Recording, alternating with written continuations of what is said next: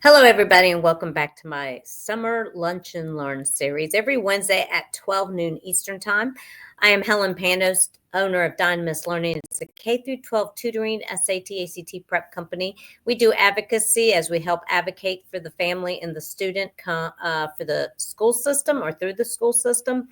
We also do executive functioning coaching for 6th through 12th graders and adults.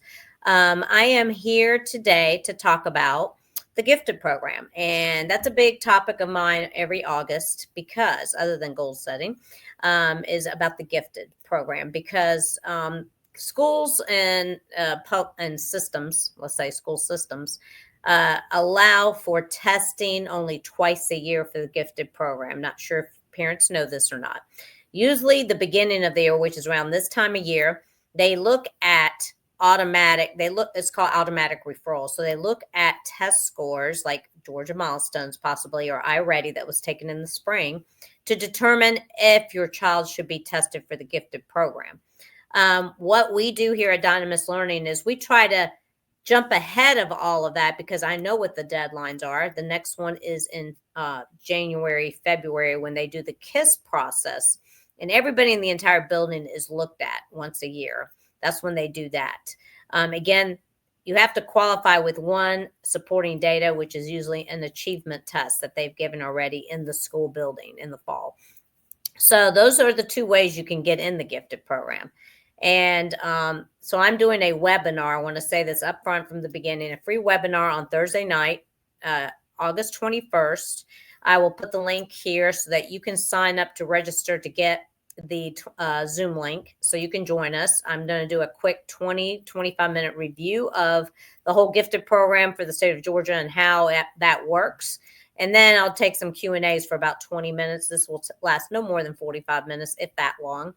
And I want to go over, first of all, what the gifted program is, how it works, what are the four criteria that you have to meet 3 out of the 4. I want to explain all that to everybody, whether you're a new parent at that or maybe you don't understand it. Others do understand it. So then you can bring me information that you might have and have Q&A. We'll turn off the recording at that point so it's not recorded. And if you can't make it, go ahead and register anyhow so that you can get the replay on that. I will send that replay out for up to a week. And then you can contact me so we could discuss your child. I'm already being contacted for this information. I'm already doing 2 or 3 children. I do that myself. This is the only tutoring I do as the owner because I was a gifted lead for 9 years. So I completely understand the system and how it operates. A lot of people bring me test scores or they call me because their child could not make the program. So I need to look at those test scores and I need to look at that eligibility form to see why your child couldn't make it. Now, the schools are just going to send you a form that says, did not make the program, and then you think you're done. Well, that's when you need to talk to me because you're probably not done, and I want to take a look at those test scores and analyze them for you and have a conversation. So it's a question a lot of teachers hear is like, you ask yourself, does my child qualify for the gifted program? Teachers will hear this frequently. I know I did. And of course, being a gifted lead for 9 years, I definitely would hear that, especially during open houses, curriculum nights, or just through email. So today, gifted programs start early, kindergarten. The earlier you can get them in, by the way, the better. So they start in elementary school and they carry all the way through high school. And many parents and students are feeling the pressure to get in early. I think they hear a lot of parents speaking about it. Their friends are in it. I'll get phone calls like, I think my child's the only one that's in this accelerated math class or language arts class, but he's not in the gifted program. Why is that? So that's when I need to step in and take a look at what you've got. So contrary to what some believe, there is not one size fits all approach for getting into these programs. There's a lot of angles, and I wouldn't expect a parent to even understand this. If I wasn't a gifted lead, as a gifted teacher, I wouldn't understand it. But being a gifted lead of 9 years, I totally understand how to move around this. And if your kid is just missing maybe one test and getting in, we need to take a look at that. One key factor, though, that guides many schools in placing children in the gifted program gets overlooked a lot by parents. Or what parents will say to me is, they're not creative. So I'm talking about the Torrance test and the criteria called creativity. Well, kids today are not going to be very creative, to be honest with you, in terms of drawing. And that's what most parents see that as. But they're right, because to this day, Georgia is using a drawing test for the creativity portion of that eligibility form. So the Torrance test is a drawing test. It's paper, pencil. It's in a booklet. And it takes no more than 30 minutes for them to actually take the test, maybe 45 minutes for someone like me to administer that. So, yes, I have not seen many high scores on the Torrance test in a long time. Why is that? Probably because of computer usage and technology. I mean, that's kind of fading away. So that's where Georgia needs to probably take a look at that. And they are using some other things if your child doesn't make it through the Torrance test. But that is not the only criteria. I just want to bring that up because I think I get enough calls saying, oh, this is the only reason he didn't get in. But that's really not so, because there are others. And the main one I'm actually staring at these days is the one called motivation.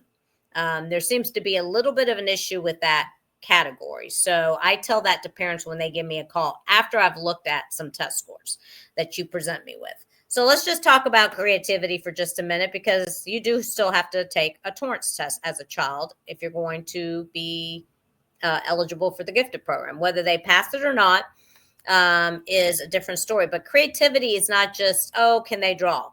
It's actually about thinking outside the box. And I mean, even all the way down to kindergarten. Yes, I said kindergarten.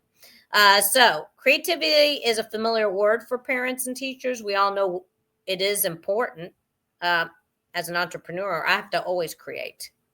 Whether I'm actually creating, no, I'm not going to actually do the creating necessarily. I can create programs, webinars, PowerPoints, but creativity can be all aspects, by the way. We all appreciate it when we see it. Music, musicians, they're very creative. They write their own songs. Taylor Swift, let's take her for instance. She's very creative. I was watching her interview the other day and I thought, my goodness, she really is an outside the box thinker. I look at her that way, not as really a musician that I have to listen to her songs.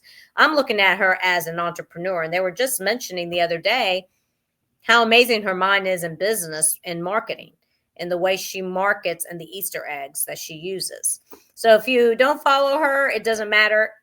It's interesting to watch what she's doing to gain a lot of attention. And a lot of these big companies like Google and Apple and all these other people are jumping on that bandwagon, right?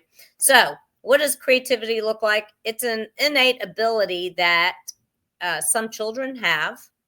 The short answer is maybe, maybe not. Exactly. Creativity is something that develops and with proper facilitation, and it can grow with age. I wouldn't expect necessarily a kindergartner and or first grader to be very creative, but that's something where parents can work toward getting them a little more creative. And that's really about critical thinking too, because I have a whole blog about creativity and critical thinking, how those two go together. So how can we foster creativity in children? The first step is to look at your child and find out what their interests are. Fostering creative thinking is much like any other skill that you teach your child. The first and most challenging part is finding out what piques your child's interest. If your child has little to no curiosity about computers, putting them in a coding club is going to feel more like torture than fun to them, right? Everybody's not a STEM kid. So you got to look at your child. Every child is unique, and therefore every child's creative niche is unique. If you're trying to inspire creativity in your child, pay attention to the activities they like to do for fun. If your child's an avid reader, consider the books that they read. This could be your guide in finding that creative outlet. And is your child into fiction? Consider helping them to write their own fantastical story.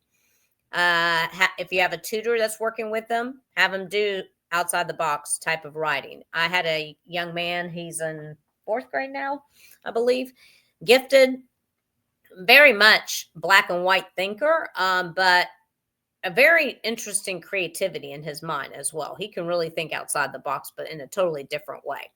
Because he could put music with words and pictures together already. It's quite interesting to see. So for tips on how to write stories with kids, you can check out the tips from Imagine Forest. um, that's a really good website. So helping your young reader to become a young author has a multitude of advantages. Kids who love to write are more likely to take on writing assignments in school with enthusiasm. You'll notice that your teachers will tell you that they're doing that. They can flex, because a lot of people don't do that, actually. They can flex their muscles on short answers, essays, and later papers. And if they're young and they're doing that, terrific. That's something parents you should be paying attention to. That's a huge skill. The skill that can also help them on written portions of tests, actually, when they go to do the SAT, ACT, or hey, I had to do writing for my teacher test as well. So finally, writing can help kids to think creatively. Yes, you might have not thought that, but that is so true. If your child loves to read and needs a boost in expressing their ideas, then consider at-home writing activities, clubs, or even a writing tutor so that they can advance them even more. You want your child to really just push them forward. They don't need to stay in their comfort zone, because this becomes even more important as they get into middle school, into high school, and then acceptance into college. This is what we all want and need. So what if your young learner is more drawn to screen time than books or writing? Well, today there are plenty of ways to encourage creative thinking using technology. That's for sure. With AI here, that's a definite plus. People are looking at AI as possibly, oh my goodness, my child may cheat using AI, but actually just the opposite happens. I've watched a child, again, this fourth grader I'm talking about, because he can think outside the box. When I presented him, I've been tutoring him in writing for quite a while. He doesn't like to write. He knows how to do it. That's not the problem. The content is not the problem. It's more finding that interest in him. And so he's definitely a different thinker. And so when he stalled on writing an essay one time, I pulled out AI and I said, let's ask ChatGPT how you should start this paper. Let's put the prompt in. And you would think he might steal one of those ideas, but no, that's not what he did at all. It encouraged him, and I guess he saw it as competition, to go ahead and start writing the start of this essay. And it was amazing. And it was totally different from what AI came up with. So I want to bring that up because if your child loves computers and video games, well, consider coding. Coding is a great way to encourage creative thinking. There are coding camps out there. Problem solving, goal setting, it does all of that. Just the fact that they're doing coding. For a list of age-appropriate coding resources, look at Code Wizards. That's a good website. If your child is great with technology, or if you often find them asking for more screen time, coding activities can be a great way for you to both get what you want. They're not on the screen necessarily, but at least if they are, they're learning something else, and it's teaching them creativity and critical thinking. They'll get the screen time that they crave while learning new creative ideas. Yes, we can be strategic as adults, that's for sure. You get what that you want, and he gets what he wants, or she. Writing and coding are both great ways to foster creative thinking. But what if you have an active child? Oh, if your child is always on the move, you probably have doubts about them engaging in any activity that requires them to sit still for long periods of time.